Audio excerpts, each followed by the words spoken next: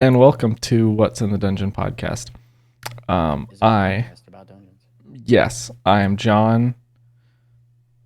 And I am Jacob. There we go. There we go. We're getting the synergy going. We're gonna get there The eventually. synergy. Yeah, it's like I can just like think, oh, pick up Murph, it's your turn, and you'll just do it. It's Oh perfect. yeah, had nothing to do with the pre-consultation of like how one introduces himself directly It's after okay. someone else. It's okay. We'll get there. Ooh, coffee, good choice. It's too hot. I had a lot of coffee today. I went to the coffee shop and I had a gingerbread latte, and then I had a chai latte, and Good choice. I came home and I've been drinking a lot of water. And then I was like, you know what? I'm gonna have some hot coffee because it's a little bit nipply out. And then I realized I've already had 2 cups of coffee. I'm sorry. Did you say nipply? It's Yeah, a bit nipply it's out, nipply. like outside there are multiples of nipples. No, it's Erect. cold enough that your nipples get erect when you walk outside. Right. Isn't that called nippy? No, why would it be Where called did you nippy? get the L? You call them your nips? No, You call them your because- nipples No, because because the it's statement cold. to Your be nipples get cold hard. is to be nippy. Nipply. Is I'm gonna Google this. Nipplies, shit right believe it or not. now. Nipply, yes, the nippliest. Well, don't El look. Nipplio. Don't look. You can't believe everything you read online, Murph. You need to get away from this. Actually, there's a lot of shit I online. spelled. If the weather is nippy, Nipply, it is rather cold. nipply. Informal. Yes, but I'm It talking is about suddenly nippy in the the evening. cold. The cold level is beyond nippy. It's reached nipply, which is when as soon as you go outside, your nipples get erect, which is They why are it's so called hard that they can nipply. cut glass. Yes, it's called nipply, not Nipply. nippy. It's a difference. Isn't Nipply the lead character's name in the Alien franchise? No. What? No. What? That was the joke. No. No, Murph. No, that was not. Her name is fuck. Dipply dots. God, nope, I can't move on until I remember this one. Sigourney Weaver. Yeah, no, that's the actress's name. I said the character. Oh yeah, Sigourney Weaver. She plays herself. Yeah. It's a documentary, Murph. It's the same. It's the same character she plays in Ghostbusters. Don't worry. It's all the same. I forgot she was in Ghostbusters. That's weird.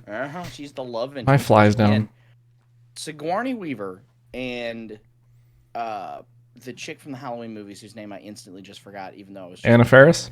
No, what? No, Anna Faris. You said the Halloween movies. Oh, Halloween, not Scary Jamie Movie. Lee Curtis. Jamie Lee Curtis. They're both considered at their time frame. They were like power action attractive women. But they're like Danica Patrick, and we had this conversation on stream the other day. They're like fantastic for what they do, but they did not come off to me as like super attractive. And people constantly have to tell Murph. you how attractive they are. Murph, are you gonna talk ill of Jamie Lee Curtis or Sigourney Weaver? Because I will not tolerate that on this podcast. No. They are beautiful, strong women who are amazing actors. I didn't disagree with any of that. Okay, well then there's no need to say anything else. Nothing else needs to be. Do not speak ill. They will come and they will kill you. Gaslighted in the first 3 seconds of this video. I've No, been here for all of 8 seconds. I'm sorry. And already started shaming my opinions. I value your opinions, Murph, Okay. and I treasure Sigourney Weaver and Jamie Lee Curtis. So whatever you have to Can't tell if say. you're being serious about that or not. I really honestly I like Sigourney Weaver a lot more, but she's just not been in anything recent. Oh, she's actually in a movie coming out like within the next few months.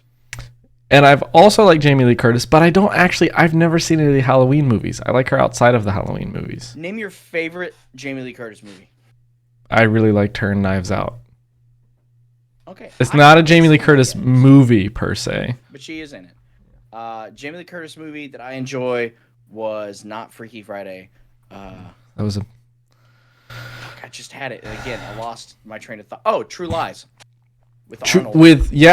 and that was a fun one. She's on the helicopter thing is going on, and it's like And she's like, "What do you mean you kill people?" Yeah. He's like, "It's what I True do." Lies was good. I remember. Yeah. Okay, that's a good one too. I only think of Knives Out because it's the most recent thing I've seen her in, and she plays a cool lady. She was on the TV show, which I only watched because my roommate at the time watched Scream Queens. She was the headmaster or headmistress of a college that all these murders were happening at. I've never seen that. I think I've heard of got- Scream Queens. It was like Scream's at Queen. HBO. It wasn't HBO. It was one of those like MTV TV shows that they did, but instead of being reality, it was like an actual TV show. But Nick Jonas was in it. We have to go back to what I was gaslighting you about. You don't think they're necessarily attractive? No, I think that they're not traditionally attractive in the sense that other Hollywood actresses could be. You know, like they prop up people. Yeah. But I think that like they were unconventionally attractive. But the issue with that is that when you have someone that is powerful and talented, but they aren't conventionally attractive, media tends to have to constantly remind you how attractive they are.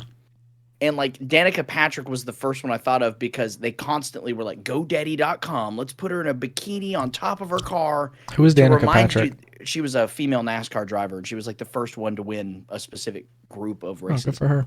Yeah, she was fantastic at what she did, but the issue was that again, why can't we just celebrate the accomplishment that is she did it? Like we don't take the dude's shirt off and make him dance with cowboy boots on top of the car when he wins. Why do we got to make her stand in a bikini?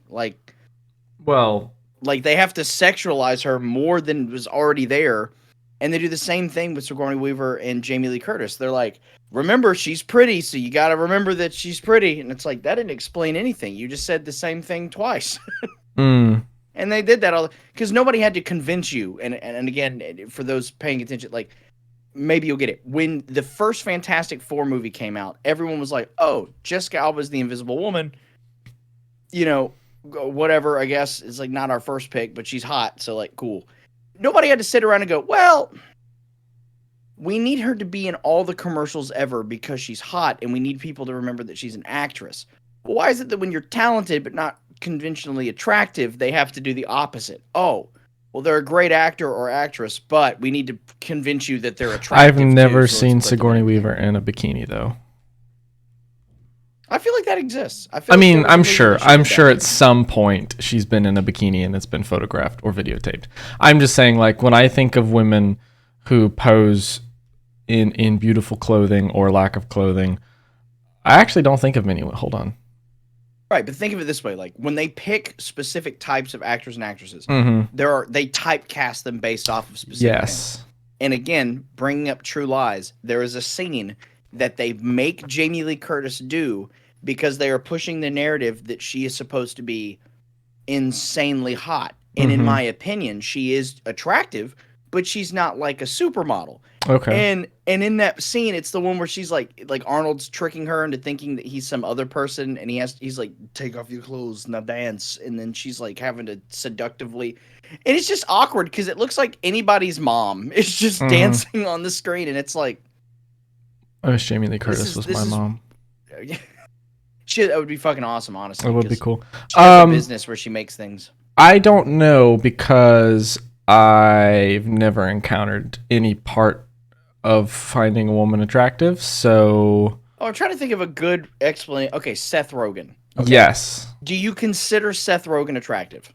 I don't know. Hold on. Right. Now, you could state that he is funny or that he may be talented, which can, play into what you find Well, see, here's the attractive thing. about someone. Here's the thing. I just can't stand how he laughs. So like, if I ever like tried hooking up with Seth Rogen, it would be like, yeah, I don't really care what you look like, but if you laugh like that, I don't know. I don't know. Like I pick him because like there's a lot of people that really like Seth Rogen, but there's a lot of maybe women out there that wouldn't say that they're like he wasn't like their first pick. Mm-hmm. But again, your talent can play into how attractive someone is to you. And they were just never the ones like if you pick like the 5 hottest women or 5 hottest men, it's like okay, the Daniel Craig thing that we talked about because that was the thing you were like I don't find him attractive, and I'm like okay, Yeah. which is funny because from a like my end of the spectrum over here, Mm-hmm. I thought like dude to dude, I was like that's a physique I'd like to have. Like I like how he looks. Yeah. I would want Like to he mimic worked that. out 15 years ago and then stopped. I I'm mean, thinking, like, that's early maybe Casino Royale. early Casino Royale, maybe, but now it's like, okay, bro. Well, see, he was the first guy that didn't like, because like Hollywood, and if you watch those, the things of like Hugh Jackman talking about like his main motivations for stepping away from Wolverine, and like, Well, the yeah, scenes where it's because talking like about, the he whole wants to, it destroys your body getting into the shape that Hollywood has now projected as like peak Yeah. male physique. Well, let's be And- honest. The only reason anyone is attractive is because you want to fuck them. Like that's like the innate evolutionary drive is you find people attractive because you want to fuck them, which is a natural instinct. But why do we find them attractive? Because it's an evolutionary inherited trait. But when you look at someone, what is the thing that makes you go, I want to fuck them because X, Y, or Z? Right. Well, that's the thing is I think media plays a lot into that. Because for like hundreds of years, like no one gave a fuck what someone looked like. It was just whether or not they were going to live long enough to have a kid. No. No, there's things that played into it, like the hair color and shit like that. I honestly don't think. I think for realsies, appearance has always been a factor in it. It's always been a plus, but you have to realize that, like, I think now more than ever, appearance has been more of a factor than it has been. Because think about it, there was whole marriages for time periods that was just to settle land. Like, you get to marry my daughter, and in exchange, my family now has access to your land for the next 100 years. Yeah, but that's not attraction. Like, great. Right, but that's something different. That leads to attraction. Because think of it this way: like you are attracted to things that draw you in. You're attracted to a certain color shirt because when you were 2, your dad gave you a shirt and it was that color, and then now that's your favorite color for some reason, and then you buy shirts more so in that color than any other color. It's the same thing. Something in your life makes you attracted to something else. That's just how it works. And my whole thing on this is just like, I think media plays a lot into what we find traditionally attractive. Like, when did curves become popular? Because in the 80s, it was about as thin as possible. Like, you didn't want any curves. You just wanted to be the smallest object you could possibly be. Well, that was because of cocaine. Right, and then shredded for dudes. And then it flopped. In the 90s, it was thin, athletic guys, but then curves on women became popular. And it was just like, who comes up with this? Like, who's sitting in the magazine? Like, I think it's the cultural zeitgeist of the time. I think it's just an inherent cultural milieu that people are in. But I will say, Murph, you've given this a lot of thought. I've never once thought about this nor cared about it, and you have really, I feel like, given this I'm a deep thinker. A heavy amount of thought, more thought than I have even considered giving to this topic. Well, it's just like the differences in, like, you can look at a single person at 2 points in time, and it's the same person. They have the same personality, they have the same laugh, they have the same smile, but the difference is physique. And you can go, which one do you find more attractive? And here's my 2 examples for you, because they are in media portrayed as 2 different types of people now. Alec Baldwin, because think of him in Beetlejuice. He was thin. He was in shape. He had the hair. He looked a lot like what I'm dressed now for some reason. And then you think of him in 30 Rock. He has put on weight. He is older, but he's still the same person. Mm-hmm. Like, it's still him. Or Brendan Fraser. The Mummy movies, he's in good shape. Or George the Jungle, he's attractive and big and doing stuff. But then now you look at it, but it's the same person, same personality, hasn't changed. Yeah. But there's obviously one that we consider attractive and one that we consider less attractive. This is just firing from the hip. This is just, I've given it all of the thought that has transpired in the last few minutes. I think that we are attracted to people who look attractive, for lack of a better term, is because they can take care of themselves, and the evolutionary part of our brain says if they can take care of themselves, they can probably take care of us. So I need to fuck that so I can be with that and it will have my babies, or it will protect me. I think that's generally what it is. Because you think about, okay, Brendan Fraser at the height of the Mummy movies was working out, eating probably 1 leaf of kale every day, drinking 18 gallons of water. And then you look at Brendan Fraser now, and he's gone through a lot of shit. Like, he's gone through a lot of horrible shit. Yes, a lot of horrible shit. But he's older. He's gained weight. He's not, I guess, working out as much, which is, none of those are judgment statements. They're just statements of fact. I don't really care because I didn't find him attractive in The Mummy either. But there's I think the bent to be attracted towards someone who looks like that, or is muscular, or is blah, blah, blah, blah, blah, is because there's that sort of thought in the back of your brain that's buried between millions of years of evolutionary traits that says, oh, this person will protect me, or this person will help me have great kids, or they'll feed me. That's an inherited genetic Some of us trait. are more into the feeding part than others. Yeah, but I I'm think the guilty one. based off of all of the 5 minutes I've spent thinking about this topic for the first time in my life, I think that is God's truth, and I'm going to stick with that if anyone ever asks me. And I will not research this at all. I will not Google it. Questions. I will take further questions, but I'm not going to research this or put like a lot of time into researching the psychological reasons between why we find people attractive and the physical reasons. I'm just saying it's that. I also like, not to change the topic so suddenly, but are you putting a green screen together back there? It's the one that's always there. It just, I don't know. I don't know why it just caught my eye. It's typically blue. Oh, okay. And it's a double-sided one, so I just put the curtain up behind me because I didn't want one that took over the whole room.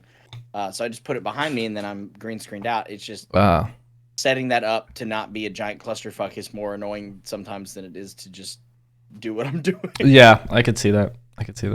Anywho, we spent 15 minutes talking about society's expectations of your body. Yeah, and I don't mean to sound preachy about it. I just think it's fun. No. I don't even know what that popped up for, but yeah, it's just thoughts. This is my place to put poor opinions on the internet. It's okay. You're gonna not have the poorest opinions because I know way worse. So I don't think it's a poor opinion.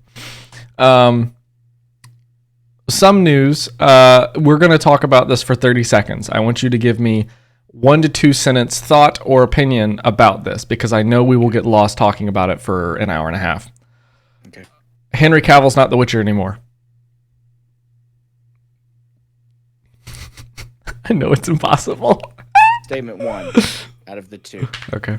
I did not watch The Witcher more than 3 episodes in, so personally, I am not so attached that I will be upset. Gotcha. 2. I believe the theory that certain fans have about why he's leaving, and I understand from both sides, but I don't think that it's going to do well, and that has nothing to do with Liam Hemsworth.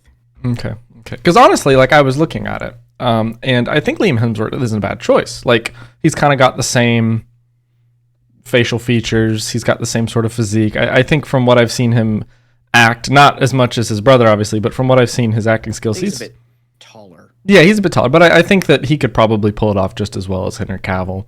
I just think it's a little bit annoying that I don't like it when people do that, like in a series when they swap people out like that, because it's... Well, that's also assuming that they aren't going to pull the plug before it actually starts. Yeah, and that's the other thing is a lot of people are like, well, you've changed your main actor. And a lot of people came to see The Witcher because of Henry Cavill, because of his...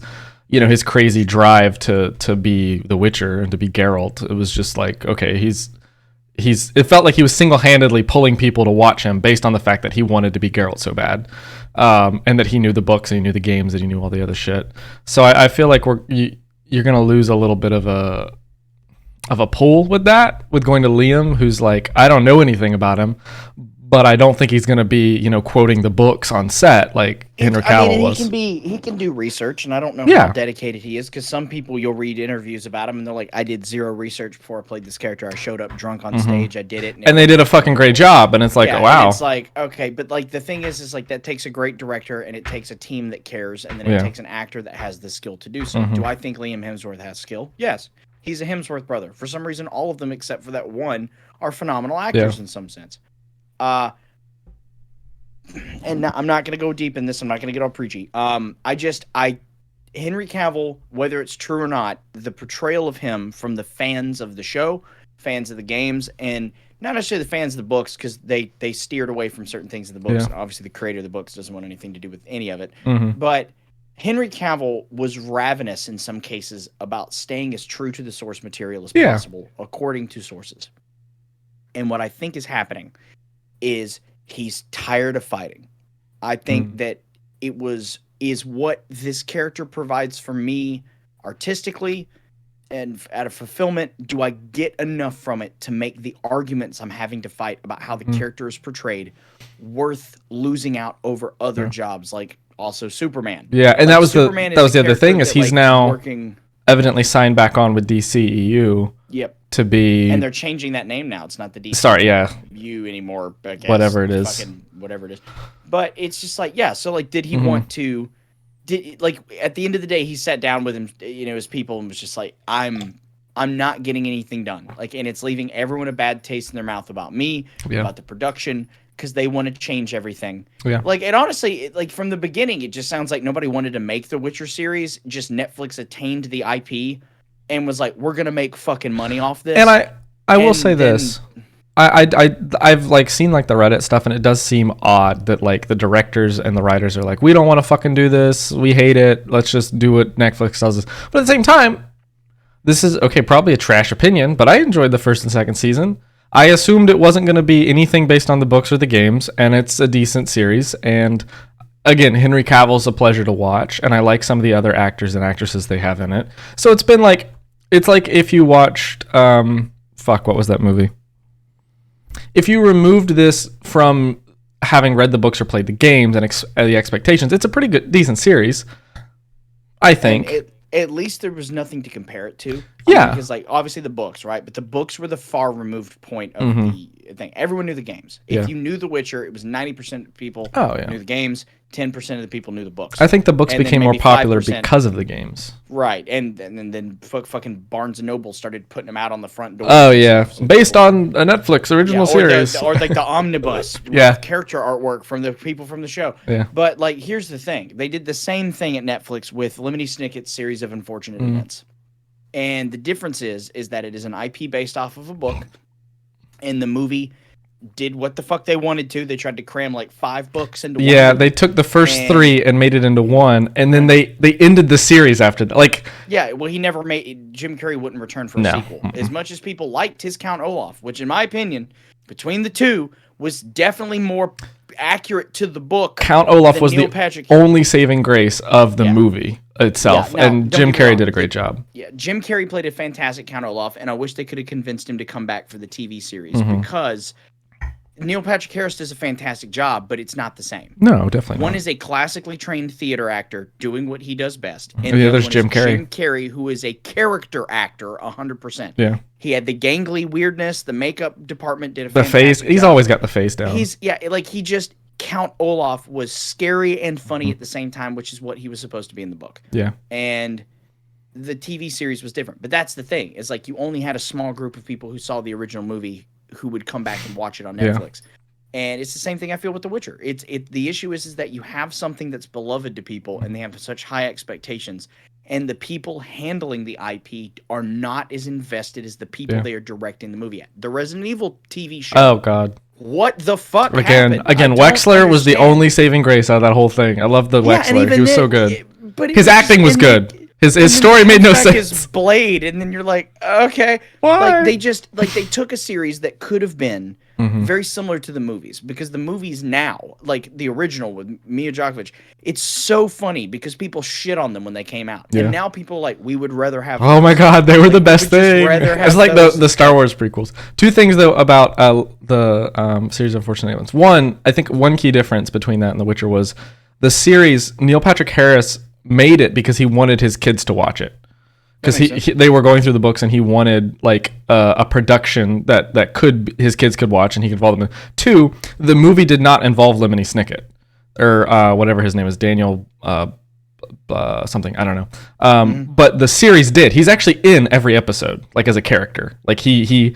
takes like a little bit part in every single episode. That's really funny. Just to be there. But he's actually like wrote stuff out, and that's why they have like during the series they have Lemony Snicket's character narrating everything as Patrick Warburton, and that's why he says Patrick Warburton's the narrator. Yeah. So And the reason that you learn a lot more stuff about that is because Lemony Snicket wrote that and was like, here's some extra lore you might not have known. Because like I really loved that whole, like I read the whole series probably 4 times as a kid. I got like the extra books, like there was like some case files. It was really dark, but it was really well written to a point that like, yes, it was a bit dark, but it was also realistic, and it also was written for children. Like it wasn't. It was written in a way that was accessible, that wasn't going to scare you. It was just a scary. Oh no, that shit scared me. That shit scared me. I only remember the artwork in the name of one of the books, and that was "Beware the Slippery Slope," and it's got the baby crawling next to the snowy cliff. Yeah, the Slippery Slope was good, and I liked that every title was alliteration. So there's the Airsats elevator, there's the Slippery Slope, there's the The last book though doesn't, because the last one is just called The End. There's 13 books. The 12th is called The Penultimate Peril. Each title has the first letter, so PP. But then the last one's just The End, and it's the biggest book. But it was good, and I liked that, like growing up. So then I actually never finished the series because I was watching it with an ex, and then we broke up, and I just stopped watching it and never got back into it. And now it's been 4 years. Like when Netflix does like those overviews of a series or something, or maybe it's just a channel where they just take like all the important parts and they put it into like a 40-minute video, and then you just watch that and you're done. And I was like, oh, okay, this looks good, but. Like, I don't know, man. There's so much going on with IPs and shit like that. And again, the Resident Evil one just bothers me. Yeah. Again, it's one of those like few series that I latched onto, and I just want something to come out of it. It's good. It's just not. Fuck. It's just not. I'm sorry. Stick with the games. Troy got the DLC last night, and he beat it in all of 4 hours, and it was like $20. I was pissed off for him, and he was like, "Yeah, that's just what they do." I was like. There's no cosmetic shit. It was literally $20, and he beat it in 4 hours. And I was like, "What the fuck? You paid $80 for this game already." Yeah, but I mean, that's a lot of games that do that shit now, and it's not like a multiplayer expansion. It's a single player. It's not story expansion. So yeah, it doesn't add on. Like it's not like a continuation of the base story. It's a separate story going on at the same time. It involves itself, but you don't play as like the same guy from the main game. No. You play as his daughter, who you spent the entire main game trying to save. It's like 16 years later. It's 16 years later, but now she is going through. Like an impression of the past, because she's not time traveling, that's not a thing, but she's like in like a hive mind that is remembering what the events kind of looked like, and that's I don't know. I haven't played it. I have it. I bought it day one. Haven't played it. So, you got to. It's pretty good. I'm gonna legit stream it. I spent the entirety of Monday in the ER. So yeah, jeez. Why'd you spend Monday in the ER? Kim got put in the ER. Oh, jeez. For like 8 hours. Is she okay? Yeah, I just had to spend the night over there that night. So yeah, it was great. I'm sorry. I beat the Witcher series. Dun, dun, dun, dun. I finished it last night. I did every single quest, every single contract, all the DLCs. I got all the Grandmaster level gear. I visited every single place of interest on all the maps. So like all the places of power, all the hives. Like, did you technically 100% it, or did you? I didn't get all the achievements because some of it I just didn't do. Like I didn't want to. There's like 4 I didn't get. One was beating a Gwent game with like 197 power, which is the max amount of power you can have, and I just didn't want to. Like I got all the cards and I beat all the tournaments and shit, but I just didn't want to try to find one where I could just pull the right cards and get 187 over someone else. I was like, this isn't something I really care about. But I was level like 56 or 60 by the end, whatever the. And I did Beauclair, like the Toussaint expansion, expansion, without realizing that really you should do that after you beat the base game, because the base game's leveling ends at 25. So I was level 54, and I think I 4-shot Aradin. I 2-shot Imralith, and it was just very quick. I was like, oh shit, my bad. I didn't know it. It was good. Oh, I didn't play it on one of the 2 of the achievements are Death March or the other difficulty. I played it on normal. Did you like the Blood and Wine DLC? I really did. I liked it. I'd actually already, when it came out like 3 or 4 years ago, I'd played through it, and I just didn't remember any of it because I 3 or 4 years ago? I felt like that was longer. Oh, okay, sorry. In my brain, it's only 3 or 4 years. No, it was probably a while ago. If it was only 3 or 4 years ago, I'm just like, damn, I remember it. But yeah, I thought that game had been out since like 20. Well, I also didn't buy it when it came out. I bought it when it was on sale after a couple of years and got everything at the same time. I'm just glad I'm glad it got those, and it's now getting those updates. So now, like, for the people to just come to it, they can get the best version of it without it changing anything. And it was good. I definitely won't. I'm not going to play any remake or anything because I literally played 1, 2, and 3 over the last 2 months. And they was great games, but I don't want to go back and play 1 again. I know that this kind of perpetuates the remake remaster machine, but I am probably going to get the remake of Witcher 1. Well, and there's nothing wrong with just for the sake of playing it in a way that it was probably envisioned to be played originally. And there's nothing wrong with playing a good remake. The issue is the remakes that are shitty, and it's like, why did you need to remake this? Like The Witcher 1 is like 15 years old. Like, okay, it makes sense to remake this game, polish up the combat mechanics, give it a nice, put it in a new engine. Yeah, clean code in a new engine, all this other shit. But like it's the remakes that like they're remaking The Last of Us for some reason. Okay, yeah, that's another thing. So And not that I'm that was a against it, but it's just conversation. like, But again, like if you listen to the interviews, and again, this is coming from a guy that didn't yeah, play either The Last of Us 1 or 2 because they just weren't my style of games at the time. And I also didn't have a console that could play worth a damn. So yeah, here's the thing. I get where they're coming from. hmm The only people that lose on this remake of The Last of Us 1 are the people who spend money on it because it's not going to affect anyone else. They're mad no, that Naughty Dog's not putting out another major IP. yeah, They only got like 4, yeah. and they don't own They're one of not them anymore. they're not a So they got vociferous Uncharted, company. which is over, Yeah, and then they got The Last of Us, which is over. So yeah, there's like, what else are they making other than they're like smaller side scroll games and stuff? It's so they're making this game, and if you listen to the director's opinion on it, it's not they're making this for the sake of making it. They're making it because they have the tech to make the game the way he had envisioned it when hmm they first made it. yeah, And he's like, the technology now matches what we wanted it to be originally. And like, why not? You know, like for the people that want to buy it, great. If you don't want to buy it, don't fucking buy it. Like, exactly, yeah, yeah. And it's just I see no problem with a good remake. Like I'm not gonna play any Witcher games for a while, and there's talk that they've got another trilogy greenlit by the for studio. what? How is it gonna make I don't sense? know. There's talk that one of them might be multiplayer. It'll probably because the ending of The Witcher 3 is fairly open ended. They moved to not Corvair. They moved to. It depends on who you go with. If you go with Triss, you move to Corvair, and she becomes one of the people there. If you are with Yennefer, you move somewhere else, and I don't remember. And then Cirilla becomes the Empress, or doesn't. It's all. I mean, like it leaves it open ended. You could go and have more adventures with Geralt. He doesn't die. He just kind of retires for a time. But he's done that before. Like he had like a time in Toussaint before the game where he just kind of chilled for a few years. Well, there's like a couple of other Witchers out there too that you could technically pick up the story from, and Yeah. because they made a Netflix series about one of them. That's Yeah, like, there's Eskel, Lambert, although one of them can die. There's also Letho from the second one. If you save him, he can survive. Vesemir definitely dies. And then in the first one, there's a lot, and a lot of them die. The second one, there's literally just you only encounter Letho, and maybe Vesemir. I can't remember. And then in the third one, you get technically your villain is a Witcher. In yeah, that's the second Letho one, so or yeah, Letho. Yeah, but in the end, you can choose not to kill him, and he'll come back and defend Kaer Morhen with you in number 3, which is pretty cool. But there's a few Witchers, but I don't know. They could go prequel with it because there's a ton of shit that's already happened. That it's like there's whole Witcher schools that have come into existence and gone out before the time of the Witcher series. So they have all the different schools that they could go visit. I swear to God, if they make an MMO, I mean, I really doubt they will because CG Yeah, well, Product Red is not very into that. no, but I mean, like, it doesn't mean that they couldn't pull an Elder Scrolls Online and then hand the Yeah. IP off to another studio to handle an MMO. Yeah. Like I could see it being done, Mhm. but I feel like there's other IPs out there that if you're gonna make an MMO out of it, that would do better. Yeah.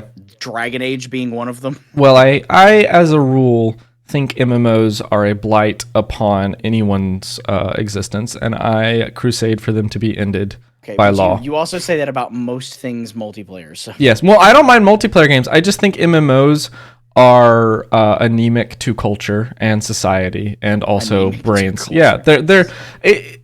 I can understand a multiplayer game because you want to play with your friends. I can't understand an MMO because it is just the same shit over and over again. Every MMO Well, yeah, now it's has become a grind instead of a story or a competitive experience. It is not. It's not like Overwatch where you expect the same thing and it's like, okay, but I'm playing with my friends and I'm getting competitive. And in I think MMO, that's- it's literally just let me play the same quests. They're just reskinned versions of themselves over and over again. And oh, look, an expansion comes out every 2 years and they, it's a different character this time. It's just that the stories don't matter because it's an MMO. And that's what they annoys can, me. and that's the thing is that the MMO space is oversaturated with MMOs that don't matter. It's like the gotcha gaming thing. Ever since Genshin Impact, like thousands of copycats have showed up. Like Murph, fucking Studio Ghibli's fucking Nino Kuni has a fucking gotcha There's- game now. Like, there is no MMO that tells a worthwhile story. And I stand by this. but again, Final Fantasy Online has a huge following for a reason. I don't doubt it because it's an MMO It's like- game and people it's need to waste the time. largest MMO on the planet, and Yeah. that's the craziest thing. Is like they finally beat World of Warcraft. So Yeah, and again, but that doesn't mean it's a good thing. I think the whole I point of just- a I video think game it's is to just- have a shared experience or to tell a story. And if I you don't genuinely- do those, Yeah, What's the yeah. point? The biggest thing for me is that I think the thing that pulls people into the MMO is taking, again, an IP that is established, a world that is already created off the backs of a fandom that has pre-existed, and giving people the ability to create a character, to feel self-important in that IP, Mhm.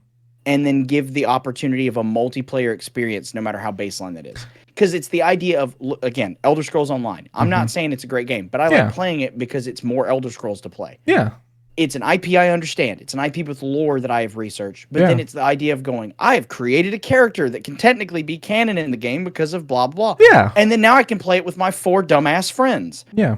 They I don't make disagree. Many console games like that. Yeah. And that's the thing, is that they made more multiplayer experiences that were console based. And I say console, it could be on PC too. I don't Mhm. care. But if they made more experiences like that was a fulfilling gameplay, then people wouldn't have to play MMOs. Yeah. But MMOs are there because they offer you the experience of a created character in a world with your dumbass friends. And that's the thing. Yeah. The Except- issue I have with yeah. any MMO is it gives you the illusion that anything you do in it matters, and nothing matters in an MMO.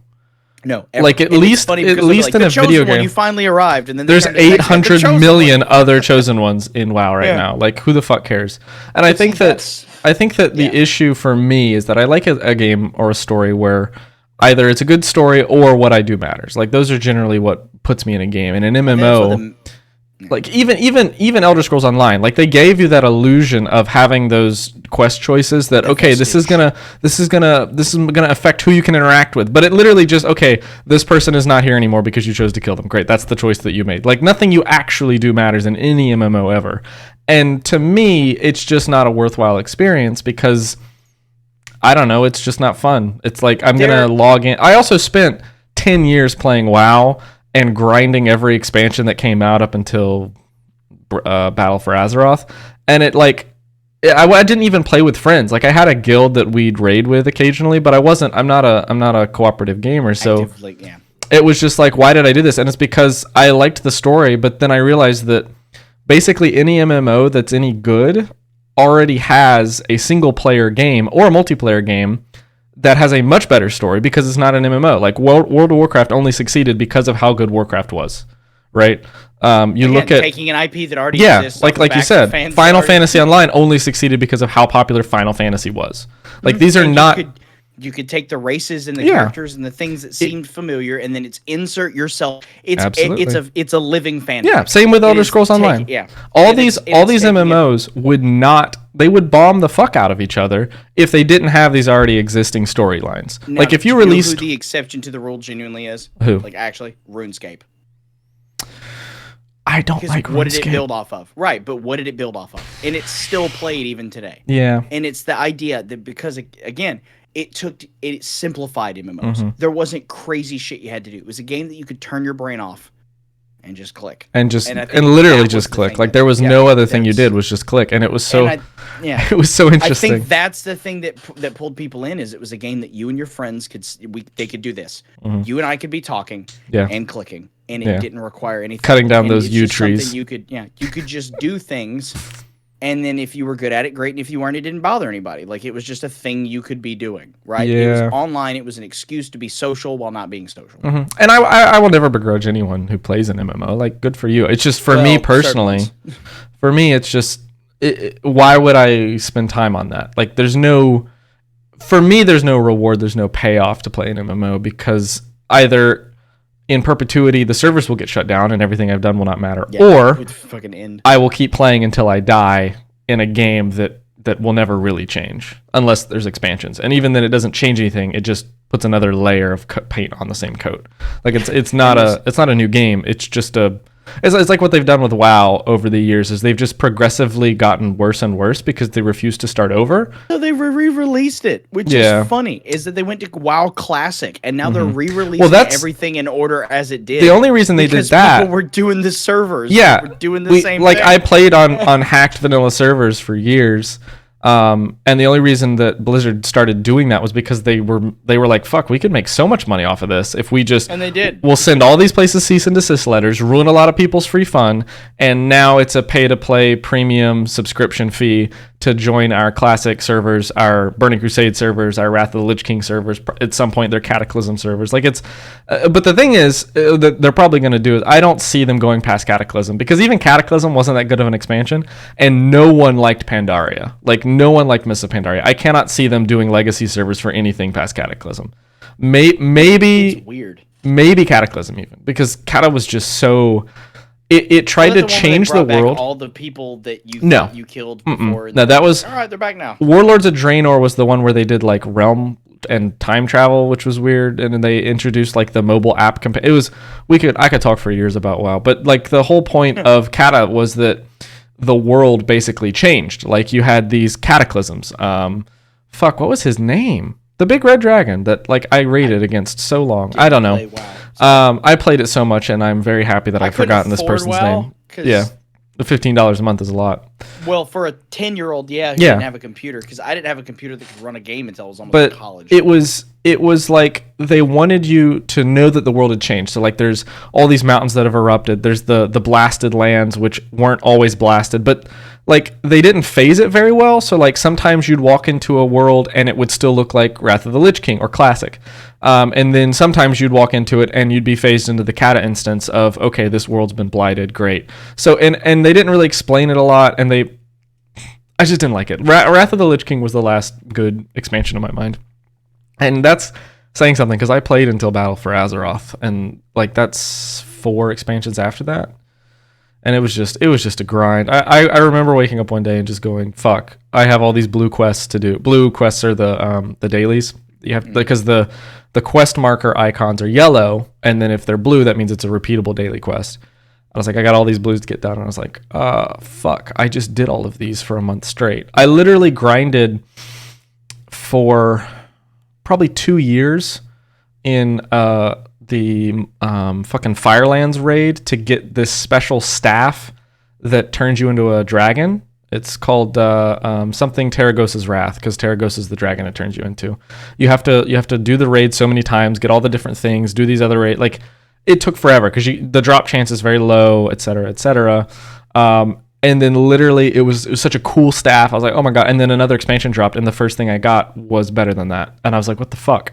And then the next expansion in Legion, they just gave you legendary items. Like it was like, what the fuck? You're just gonna give me this? Like all I had to do was get like a Invalidate profession all the and people. build this ring that's a legendary. Okay, cool.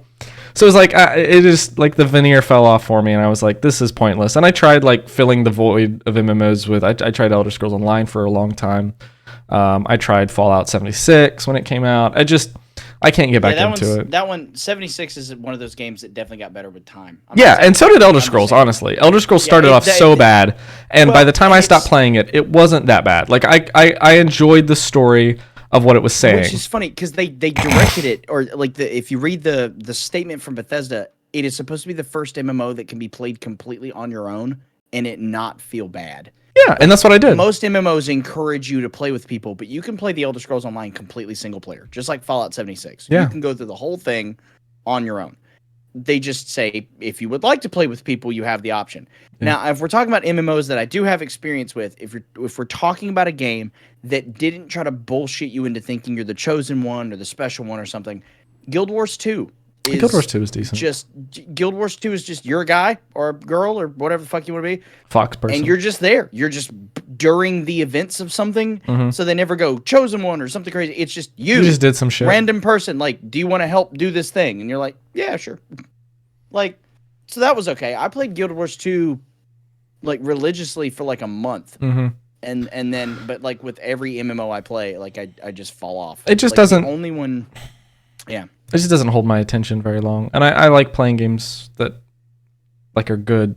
No offense, I just don't. Well, I've not played an MMO where I've gone. I have enjoyed this. I've played an MMO every time where I've gone, I have to get through this because I like this story. So I'm going to play this game that sucks, either mechanic wise or competitive wise, or because they gatekeep everything.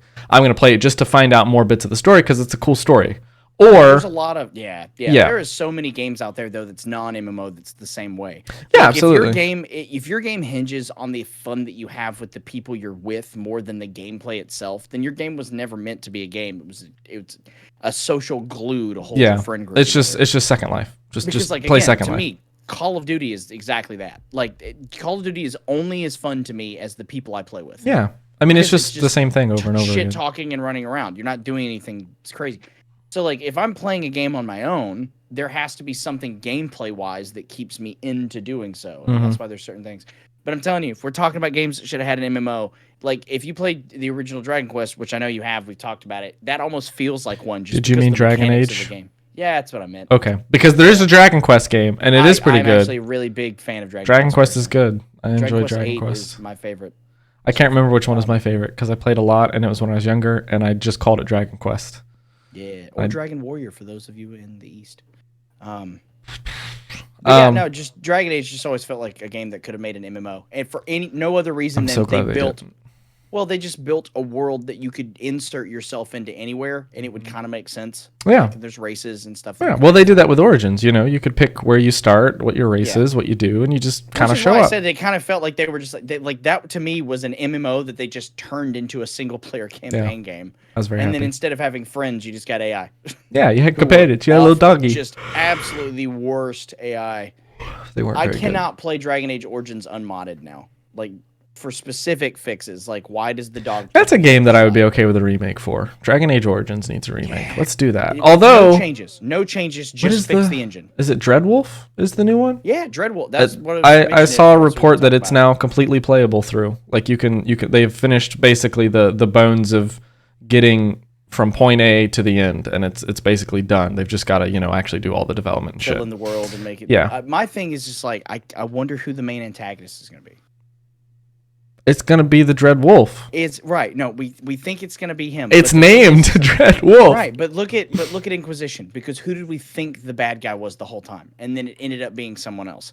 I don't suspect, because I mean they even kill fucking Flemeth. Spoiler alert. So like, I'm expecting there to be a bigger bad than the bad guy we think it is. It's Solus. I'm just going to assume it's Solus. I feel like there's only so many times you can pull. There's a bigger bad before people get wise to you. So I think they'll sidestep if they it. go Solus was never actually the bad guy, like he had some sort of ulterior motive to what was going on. I mean, we don't know because it depends on the race you pick and then what your relationship with Solus is at the end. And yeah, I hated Solus because I never used him, honestly. I used Dorian. our favorite Tevinter wizard. Yeah, I like Dorian. He's fucking great. This is Dorian's great. cute little He's mustache. got such a good personality.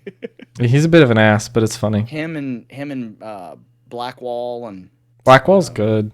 I like Blackwall. I like Blackwall. He's a fake Grey Warrior. Yeah, that was really good. I enjoyed Inquisition so much, but I will never replay it because I put too much time into it, and I haven't played it in 2 years, and I'm still burnt out on it. That's the amount of time I played it. I never beat it. I got to the point I thought was the end, and then like got ready to celebrate that I'd beat it, and found out that there was still like 25% Yeah, more. and then games. also like the And I've DLC just adds a never shit gone ton of past things that. too. Yeah, the Harkon something. Yeah, Harkon that's where I was is at. good. I got to the point where you're at the meeting to abolish the Inquisition, and then they're like, the plot is afoot, and I was like, that's what the fuck? That's There's the more last games? DLC. Yeah, that's the last DLC, which is named something I can't remember. Jaws of Harkon. No, Jaws of Harkon is the first one. Then there's Descent, which is the second one. Not Descent. Descent was cool. Descent's the one where you go into the deep. Yeah. And David Hayter is a fucking dwarf. And Yeah. It's like just Snake the wolf or the fucking dwarf running around like, I'm gonna fucking kill some people. You're like, Yeah. yes, you are. Good Little job. Hayter, you do you. And then the third one is The End, which is the good one. Lemony Snicket's the No, it's just the end of the game because it adds stuff. But yeah, I like them. Again, people shit on 2. 2 wasn't bad. It was I just enjoyed short. 2. I liked it. I liked Fenric was cool. I liked the introduction, but I think Origins was just, to me, a fantastic entry to that series, because between it and then the DLC, which was its own whole fucking game, Awakening was basically its own. like it's huge. It's a massive DLC to have come out, and it just played well. Like fucking love Morgan and Alistair's back and forth. That shit is so funny. I just like Grandma Win Wynn. for hours. Yeah, fucking Win. Grandma Wynn was my favorite. Oh god! And then when you find out about when, and like, oh, I'm telling you, man, the books are so good because they're canon, and it's like finding out that you meet Wynn's son in the game, and he has like, and you have no idea because the game never tells you who it is, but then you meet him. And then in fucking Inquisition, you get to meet Alistair's mom, and I bet you wouldn't even know who it was. I'm not saying that you would. It was Flemeth the whole time. No. Surprise. Fucking Flemeth. It was Morgan's not mother. Mother is. It's Flemeth. That's absolutely what it is. No, you know exactly who it is because if I tell you, it'll make sense. So, Alistair's whole story in that series is that he is the bastard king or bastard son of King Merrick and brother to the king that dies at the beginning of Origins, the one that you see. And he goes through that whole thing believing, and the story he tells from Duncan is he was a housemaiden child. So Merrick slept with one of the maids, and then they had a baby, and then it's not a maid. It wasn't a maid. Alistair was born because King Merrick slept with a elf mage. And you meet her in Inquisition. She's the leader of the Mage Rebellion. That's his mom, because if you don't do the proceeding that has Alistair show up, if you don't make him king in the later games, she goes, like, Alistair banishes his mom from the country. And that's why she's upset and says, I wish I could have had more time to talk to him. It's because it's her fucking son. Okay. And she can't tell him. And it's like, this is very convoluted. Damn. Yeah, no, God, the story is so good because you find out about Merrick, and Merrick already had a thing for elves because his first love was an elf, and then that was really sad. So, also, you get to find out why Logain's such an asshole because he has a stick inserted up his butt the whole game. Yeah, I really wish that was the actual reason. You didn't know it the whole time. Logain wasn't always a shithead too. That's the bad part. Is that like at one point he was an ass, but he was a likable ass. Like he had a reason for his being a shithead. And then in the games, like they just don't explain any of that, so he's just a shithead from the beginning.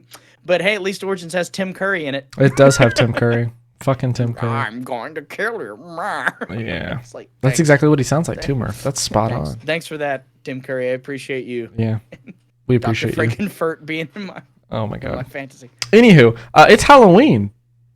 Yeah, wow, what the fuck? Well, yeah, surprise. Today is the 31st of October. We didn't miss a week. That's not real. There was a time jump. Yeah, if you're watching this in the future, just know that we are pre-recording this because we know prior engagement. Yes, and if you're watching us live, you're a liar. Yep. Oh, okay. Yep, just you're a liar. There's no way you're watching us live. No one would know. So we're going to talk about some spooky things as far as D&D goes. And then I thought, oh, what's spooky about D&D? And I was like, well, nothing, because it's all in your brain. And then I was like, okay, what about horror stories? And I was like, ooh, what about horror stories of like bad D&D? Like, oh, this was like a horror story. So did you find stories? No, I'm going to tell you ones from my experience. Okay, because that are so only ones fun. I have are the 2 games that I've played. Yes, you have your own, but I have a plethora of D&D horror stories. A plethora of D&D. Yeah, so wait, before we do that, can we talk about our local place that we went to and our opinions of said local place? Yes, we went to a local strip club / brothel, and it was amazing. Ooh. No, we went to a... I still have cold sores from it. No, Murph, no. Murph, no. We went to our local game shop. Denizen shop. And it didn't... I don't know. There's always an association with certain places that you go and what to expect, and it was nice. It was cool. It was quaint. It didn't have quite what I was hoping for. Like it had a lot of stuff that seemed trivial. Well, so they're a chain. There's another one out further from where we live that's bigger and nicer. They just bought this one. The place where it's at right now used to be like it used to sell like fancy things, and I know that sounds weird, but they sold like teapots and teacups and fine china and paintings. Is not set up for the kind of so they never had any customers. Were you saying it was a china shop? Is that what you're basically? But it also sold other fancy items. It an antique? Yeah, sort of. It was weird, and no one was ever there. So they went out of business, and then they bought it out, and they renovated it, so they cleared all of it, which is why it kind of looks like a house on the inside, because they took all the walls out and put in a door in the back. But it's cool. They've got a lot of different things. They have a full schedule. They do Warhammer, D&D, MTG, Yu-Gi-Oh, Magic. Force, Battleforge, BattleTech. I don't know. The one with the robots. That's TTRPG. They do Magic. That's MTG. Yeah. Yeah. Fucking so much shit. Yeah, they do. They have like every day of the week And they they've had got like, shit a lot going of on. those fucking models too. Like their Yeah. little D&D campaign they were running in the back had like a full village built. which Yeah, was kinda neat. they have space in the back to do I did your buy campaigns these. and shit. I had to buy these. Murph bought some dice that My are first set. My very first cool. D&D set. He Very doesn't have to cool. borrow mine anymore, which is awesome. True. Yeah, and I got it. My character is a sailor, which I have shoehorned into every possible situation. And I got die with. You can't see it because I have autofocus off. They have koi fish in them They because I do. wanted to get dye reflective to the characters that I play. Yes, So every that- character he has, he's gonna get a set of dice. So he's gonna end Which up with I like feel 100 like- dice because I'm just gonna keep this killing might them. be the only campaign I ever Just gonna play. keep I don't killing know. them. Just gonna keep killing them. But that was cool. Also, can we just talk about how expensive fucking die are? Like, Oh, wow, everything's expensive, like Murph. so expensive. Okay, Jesus look, Christ, like just the book I- alone was $50. I love supporting local items, like or local shops by buying items. I love that because if you don't support them, they'll go out of business. Well, you and got then cool Chimera things. yes, but here's the thing, Murph. Okay, everything is so much cheaper on Amazon. Well, yeah, but It's so much cheaper. but- And 2-day that's the thing. shipping. Jesus Christ, Murph. That book that you bought for $50 is like $30 on Amazon. You can get I it didn't 2 buy it. days. I did not buy it. Okay. I literally spent $15 on these. So and this is it's- still $15. It's so annoying because it's like I feel so guilty because I'm like I want to buy everything possible from my local game store because we should support them. Support that. But yeah. literally everything's 30 to 50% more, and they have like a little rewards thing, but you have to buy. like almost $500. You have to spend at least $100 to get $5 off your next purchase, and it was like, okay, cool, but like at the same time, I could just Amazon. So like I don't mind going and spending money there, and I really try to, but at the same time, I'm on a budget. I need to like watch what I spend. So Amazon's probably going to end up, and I hate that because it's like, if they ever go out of business, I'm going to be like, oh, see, it's because I didn't buy that one book from them. I went to Amazon. Also, Amazon like does pre-orders and shit that are a lot easier than me having to go into a store and talk to someone and set up a pre-order, which I really like doing because I don't like talking to people. So it's annoying, but at the same time, it's just convenience and cheaper. So I feel bad, but it is a cool game store. I don't hate it. I'm just mad that out of all of the races and classes, they didn't have a half-elf fighter at all. They had Yeah. And that's the thing is these places are usually in small places, like the building is small, so they can't have like a huge stock of things. So they've got, and they can order stuff for you, sure, but where are they going to order it from? Amazon. Yeah. Okay. So again, unfortunate. I mean, they'll order it at cost, so they might go to the distributor itself, but Well, at the same time, the business account, which is just yeah. So it's like, I don't know. I usually don't. I never buy books from a game store because they're always cheaper and readily available on Amazon. I'll usually try to buy even digital miniatures. copies. Like, why would you buy a physical book in most cases when for $1 to $2 you can get a PDF of the entire book? From Oh, the you actual you source? can't do that with anything D&D. Really? Yeah, Don't do that. they've got you can buy digital copies, but it's all through D&D Beyond, and it's the same price. They'll run sales and stuff sometimes on D&D Beyond. I just wait a second. So they would sell you the same. So are they trying to encourage you to buy the physical copy at that point? Then, No. because I just feel like if you're buying the digital production of something, it should always be cheaper because you're not having to pay for the cost of printing and publishing. Not necessarily, because like with D&D Beyond, I own a lot of paper books for D&D, and I also own probably about 80% of the books I own on D&D Beyond as digital copies. And the reason being is that I can then use those in my online campaigns. D&D Beyond isn't just a resource to view books. It's like I can create encounters. All of it's my got a lot all of my stuff. players are on there that I can associate with. I can roll on, like, I have a whole campaign right now that's on D&D Beyond except for the maps.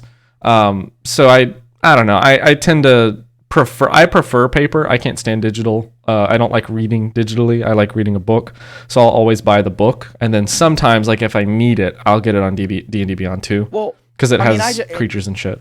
completely understand like the appeal and use of physical book, especially since like if you don't have power, like you can't read your book, that fucks up. But like, excuse me, I've never been a fan of the idea that a digital copy of something cost as much as a physical copy. Oh yeah. Because that it just markedly doesn't make sense. Like if you like a Switch game, Mario Kart and Mario Kart. Well, Mario Kart's $60 in a cartridge, but you've got plastic protecting it. You've got the cartridge itself. You've got the distribution that it took to get it from point A to point B. Or I can go to the Nintendo eShop and buy it for $60. And Yeah. I'm like, why am I spending the And same people amount? will still buy it though. That's the Right, issue. and I'm like, I don't get. There's a market for like, it, so they're gonna sell it. Like, I just feel like if they made everything digital, now I know that would piss a lot of people off, but like there should be some sort of cost differential. Like, if you want the physical plastic, you got to pay the difference for it. Like, that's the thing. Like, you are paying for the product to be physical, and then you get a $20 discount if it's digital because you're still paying the people for the work that they did creating the game. But like, now we're not having to pay manufacturing and all that shit. Like, it's just a server you just download it from and it's done. Yeah. I don't know. I could go on a rant about that. But That's okay. But But what I generally tend to patronize my game stores for are off the cuff random bullshit. So like we were there last time and I picked up a copy of the Root TTRPG, which looked interesting, and it was on sale and I was like, whatever. Sometimes they have board games that you can't get on Amazon. I also tend to get miniatures from there because the miniature market is always out of stock or weird, so it's hard to find good so you just find miniatures. something interesting to do. I did Yeah. notice that a lot of their miniatures for figures that were not like monster or creature based were small, like and expensive.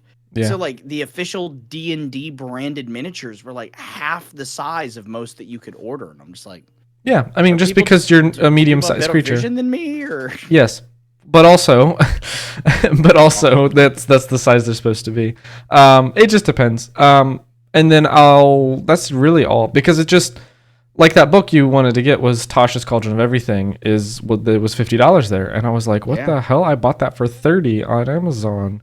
Not again to down it, like they have to make price, and they still sell it, so it's good. But at the same time, if I had limitless money and if I was rich, I would buy everything from a game store. yeah, if I made more than if I made now, then the convenience alone. It's the Yeah. same reason I still buy shit at GameStop, is because it's the convenience of walking out with the product that day and not waiting. Yeah. But my patience is just going to have to work if I'm going to save almost $40, and Yeah. that's including the shipping. And not to costs. have them try to sell you on a protection plan for a cartridge that was literally $2, and it's like, why the fuck are you? Well, No, but I then don't again, want it. with I don't game want stores, it. It's the same thing. Like, do you have a membership here? Is it worth having a membership here? Like, do you offer me enough to make that? No. Not unless you're spending a shit ton of money. Like this place, you have to spend $100 to get $5 Okay. off, which is great. It's better than nothing. But at the same thing is, time, it's like you're not getting the quantity for what you're paying for. 'Cause No. we say like shit ton of money. You're picturing I walk out with like 4 books, 6 sets of die, and a figure. and that'd be I'm walking out $800. with a book and Yeah. a single set of die, and that's still $230. Yeah. Because again, this was $15. Mm-hmm. There was a set of die there that were off-brand, and they were $75, and they were just metal. That is the only difference. And between this again, them. we are not dogging any game store. We're just saying budget-wise and realistic middle-class America, it is It difficult to buy from a game store right now because Like, yeah, you see have to be a Amazon. fully functioning and it's dual like, income household to oh. afford the shit there.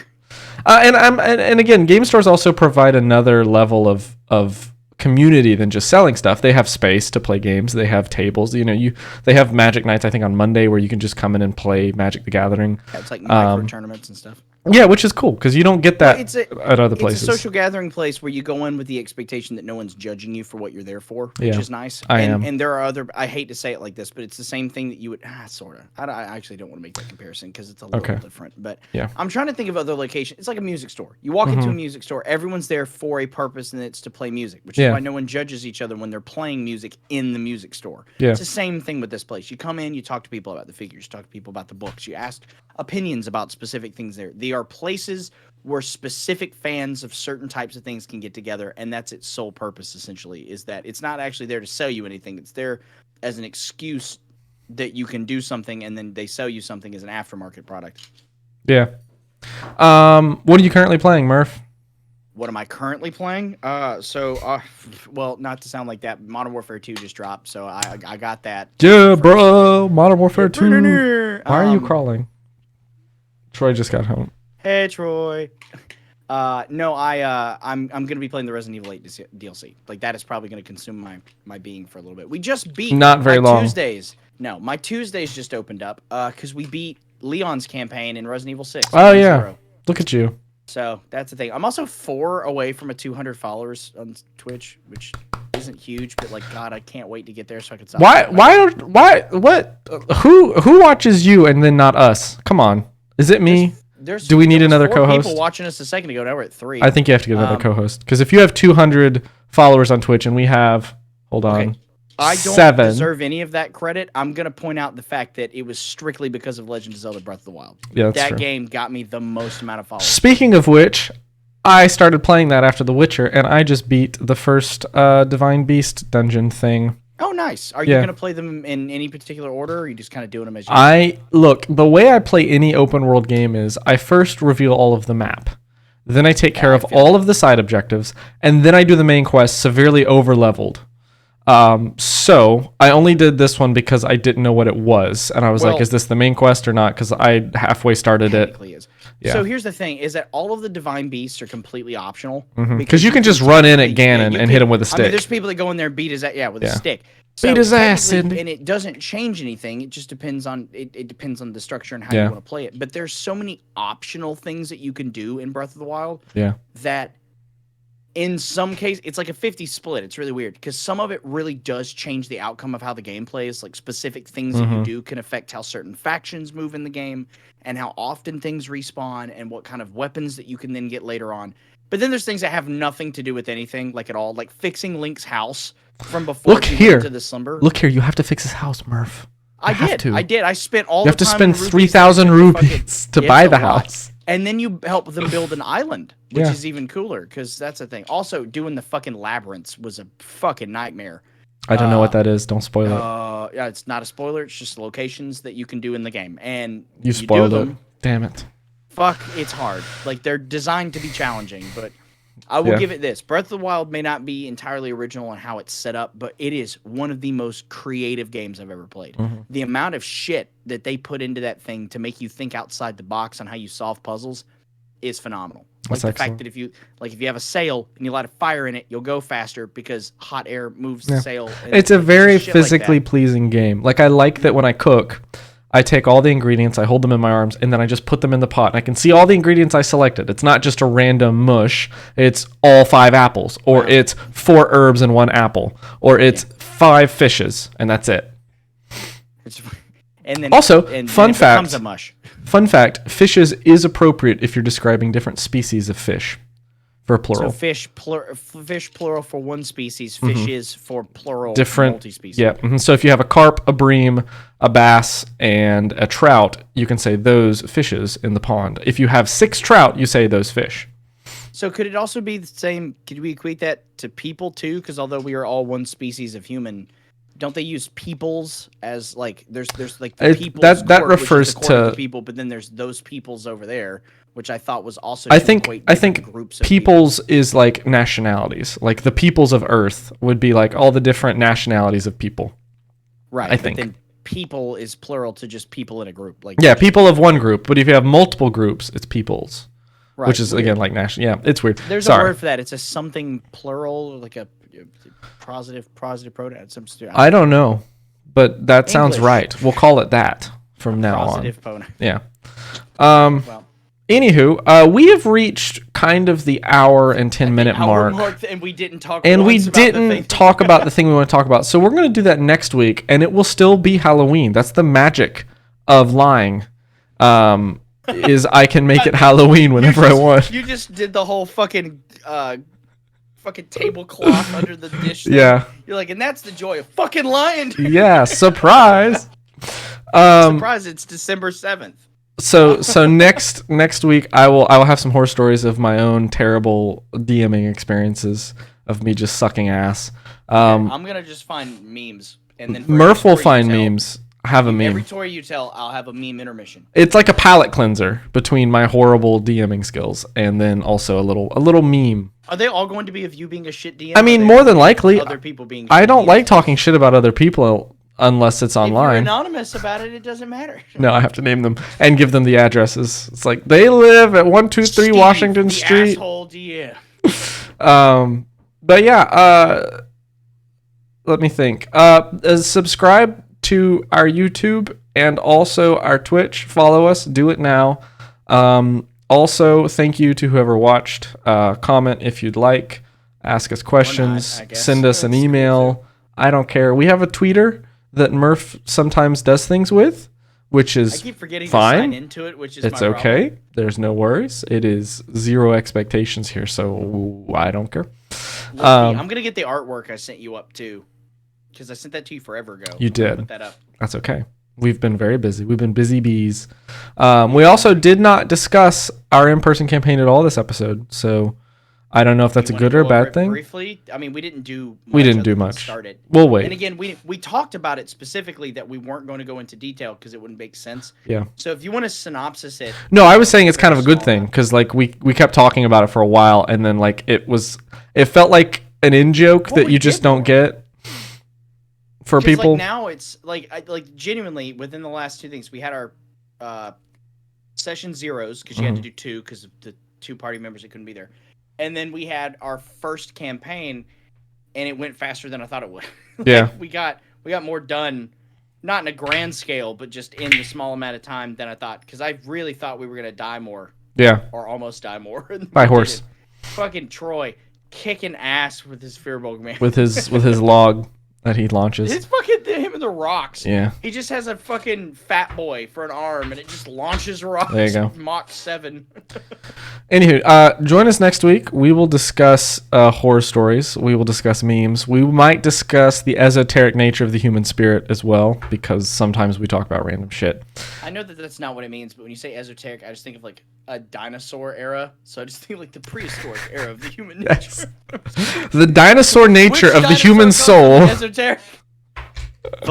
Or is it Raptor? The King? Velociraptor. The Velociraptor instead of the Velociraptor. Yeah, that's good. Schrodinger's Tyrannosaur. That's good. And then, as of course we do at the end of every episode, I have to ask Mark. Who is it? It's Is it your it's my turn to ask the question because I had to get it asked last time. Someday again, we're gonna get some fantastic artwork of all this shit. Yeah, It's not gonna yeah. make any sense. Like, tell your friends about us too. By the way, like if you Tell know people friends. who want to listen to random idiots talk about random shit. Sorry, I will call myself an idiot. I will not call Murph Oh an no, I'm idiot. absolutely One I'm random so idiot fucking and also a Murph having conversations. Then please, put us on while you game. It's easy listening. Murph, what's in the dungeon? Well, John, in the dungeon, as you open the door, You always, And the by the mist. way, you always start it by saying "Well, John," as if like that's the setup. I don't know. It's just kind of thing. That's Like good. you have to play it as a DM. So it's like, well, you open the door to the cave. I don't know why cave has a door, but you open the door. It's You okay. pull the moss curtain back. Into You part the cave, curtain of moss. and you step in, and faintly lit through natural glowstone, it's a 3-foot tall mariachi player Okay. with a mustache made of gold, Okay. singing all of Billie Eilish's hits in French Well, that's very interesting. with a ukulele Okay. as he tap dances with backwards feet and knees that bend the other way. Okay. Are we sure he's not just facing the other direction? Oh yeah, no, his head is facing the Okay. For every 3 songs that he plays, you gain 1 magical attribute Okay. and 1 curse. Okay. I like the implication that I would not just turn tail and run, that I would wait for him to finish at least 3 songs. You're so captivated you can't turn. around. I can't look away. What is he doing? Oh, and his hat's purple. His if hat's anybody purple. wants to do Okay. His hat's purple. You have a theme of short people. Not necessarily. One time it was like a giant worm. Yes, but a giant worm would just be normal sized. Then you had a Giant worm leprechaun. is a giant worm. Yeah, a giant for a worm would still be a normal size, like for a person. No, when I said giant worm, I said like human-sized worm. Like this worm is like, oh, that's Okay. concerningly large. A giant worm in my mind is I giant think he even said it relative was, to like, another 7-foot worm or something. I don't know Like a because big worm. all I didn't know mention is its girth. It could still be penciled. It is in. It's girthy. really fucking long. it is girthy. It's the Alaskan. It's the Alaskan bullworm. Alaskan bullworm. I Yeah. thought there was more to it than just that word, but I don't know. I never watched SpongeBob. Sorry. the worm. Anywho, thank you for watching. Thank you for listening. Thank you for not commenting. Wow. Yeah, that's the theme. Oh well. Anyway, Silent podcast. oh, we missed your friend's birthday. Oh, you're right. We did. Yeah. Fuck. Happy birthday to your That was, like, friend. Monday, I think. I don't know. No, because it was going to be the day we streamed. because they said, "Oh, we said we'll stream next Wednesday," and they said, "Oh, that's my birthday." Fuck. Happy Okay, birthday, thanks. whoever. I'm Happy sorry. Late fucking birthday, Jamie. Yeah, Jamie, that one. My bad. Talked to Anywho, them yesterday. oh shit. They were on the stream. Okay. Well, have a good night, everyone. Our bad. Not our bad. I don't know this person. Okay, my bad. It's my It is our bad. It's our collective bad. Anyway, everyone have a great night. Stay safe, stay frosty, and always look behind you when you wipe. Goodbye. Okay, thanks. Bye.